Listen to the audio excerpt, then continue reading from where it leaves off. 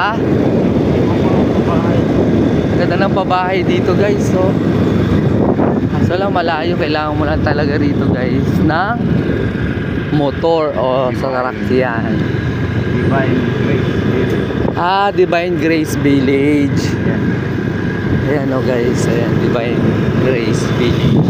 Thank you guys, andito talaga kami o.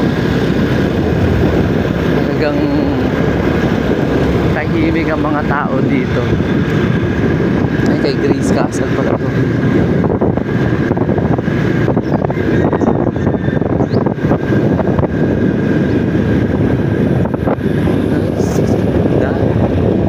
Sa bundok na naman kami guys. Doon parang paulan.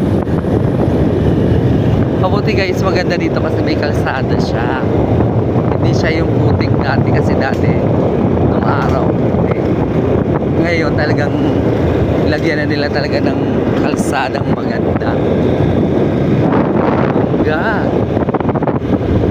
Welcome San Roque. Welcome to San Roque guys. Ayun, Sagi. Baka sana makahingi tayo dito guys ng ng mga kakanin, mga prutas. Oh guys, ganda. Ganda ng probinsya namin guys. Hindi ko napupuntahan, napuntahan ko na lahat guys. Every day pagising ko nagbablog agad kami guys. Promise, ang sarap. Paggasolinahan lang namin yung motor ni Bongbong guys. Makakaikot-ikot ka na dito sa buong Biliran. Galing na kami bundok, ang layo guys. Parang Kaibiran to Biliran.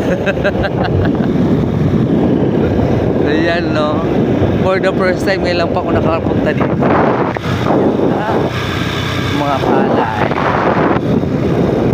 Yung iba. Ganda guys. I-vlog na natin to guys. Diba maganda siya. Makakarating po kami hanggang doon. Ganda guys. Hanggang doon. Gala-gala lang kami guys. Masyal. Naman sarap dito. May simoy ng hangin guys. Ang sarap.